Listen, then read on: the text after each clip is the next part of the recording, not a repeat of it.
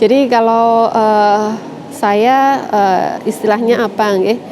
Mungkin agak dekat, menjadi dekat dengan beliau setelah menetap di Kajen begitu. Kurang lebih 10 tahun begitu sebelum akhirnya beliau wafat di tahun 2014. Ada banyak hal yang menurut saya sangat luar biasa. Salah satunya adalah mungkin kita itu seringkali dalam perjalanan hidup ya, mungkin kita itu seringkali melihat orang itu luar biasa dari kejauhan. Tetapi saat didekati kan kemudian alah kok ngene tok begitu. Tetapi itu tidak berlaku bagi ketika saya semakin dekat dengan Kiai Sahal. Jadi mungkin di usia belasan tahun saya kemudian tadi pertemuan pertama tadi ya di usia 15 tahun atau 16 tahun itu sudah muncul rasa kekaguman saya kepada beliau sehingga nantinya itu menjadikan saya mulai membaca tentang beliau. Termasuk waktu itu beliau banyak juga diwawancara, kemudian tulisan-tulisan beliau mulai muncul di media massa. Nah ini sudah muncul kekaguman. Saat kemudian saat kemudian menetap di Kajen, ya saya kemudian mendapati hal-hal yang mungkin bagi orang lain kecil, ternyata itu bagi Kiai Sahal adalah sesuatu yang sangat diperhatikan. Contohnya adalah kebiasaan misalkan untuk makan bersama, ya kan. Di antara semua anggota keluarga yang sibuk, beliau selalu sebagai kepala keluarga itu menetapkan misalkan habis maghrib adalah waktu untuk makan bersama. Ini yang sebetulnya mungkin bagi orang lain itu remeh. Tapi ternyata belakangan saya memahami bahwa ajakan atau ketentuan begitu ya untuk meluangkan waktu untuk makan bersama ini adalah bentuk ruang beliau untuk membangun komunikasi antar keluarga. Jadi jangan sampai waktu itu kan misalkan Kiai Sahal menjadi Rois Am, Ibu Nyai Nafisah menjadi anggota DPD RI begitu ya. Kemudian putra beliau Gus Rozen juga sudah mulai banyak kesibukan. Nah, ini tetapi kemudian bagaimana beliau meluangkan waktu untuk kemudian bertemu bersama. Nah, ini menurut saya juga kenangan yang luar biasa. Selain itu ya banyak sekali ya. Mungkin 10 tahun itu waktu yang cukup cukup luar biasa Mas untuk menimbun kenangan.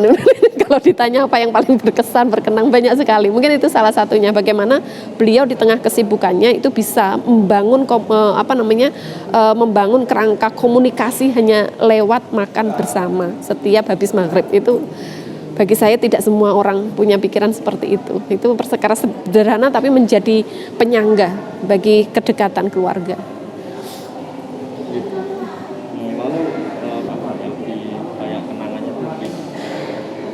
Lebih dalam lagi ya mungkin yang terkait dengan dengan cara mendidik misalkan. Nah, saya sendiri itu sering misalkan waktu itu saya selama dari 10 tahun itu 4 tahun pertama itu masih satu rumah dengan beliau. Misalkan hal yang paling luar biasa adalah beliau itu hampir-hampir tidak pernah memarahi putranya, memarahi saya, menantunya begitu. Kecuali sesuatu yang terkait dengan pendidikan anak. Jadi misalkan anak saya itu dalam tanda kutip nakal, bersalah, itu yang selalu dimarahin bukan anak saya, tetapi saya. Sampai suatu sekali saya beranikan untuk bertanya, kenapa yang dimarahin saya, bukan anak saya langsung ditegur. Nah, jawaban Kiai Sahal menurut saya ini juga luar biasa. Jawaban beliau adalah karena anak sebelum masa baligh itu yang bertanggung jawab adalah orang tuanya.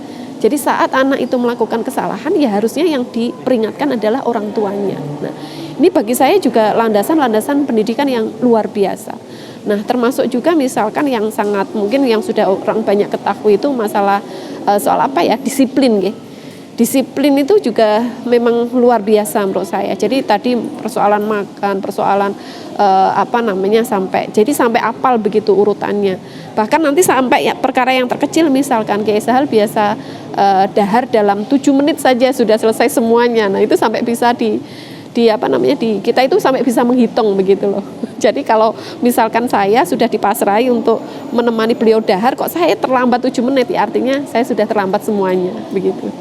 Jadi hal-hal sekecil itu begitu. Salah satu contoh kedisiplinannya beliau. Iya, jadi misalkan kan pagi 6:30 siang nanti setengah 11, maghrib itu ya ba'da maghrib itu. Nah itu biasanya beliau yaitu dahar, kemudian minum, ngunjuk sama buahnya itu semuanya sudah lengkap 7 menit itu sudah selesai semuanya. Mungkin selain contoh kedisiplinan di situ, mungkin ada contoh kedisiplinan yang lain. Kedisiplinan yang lain apa nggih? Itu bayangkan itu masalah yang sangat kecil. Tentu saja masalah yang lain ya banyak ya, terutama misalkan kadangkala ada pejabat misalkan sudah janji jam segini begitu kan ya. Ya itu kalau waktunya Yai sare ya sare memang ini waktunya sare begitu. Ya itulah menurut saya ya itu contoh kecil. Hal lainnya ya mungkin kalau masalah misalkan rapat organisasi dan sebagainya mungkin itu lebih layak yang cerita bukan saya. Kalau saya dari sisi yang keluarga saja mungkin demikian.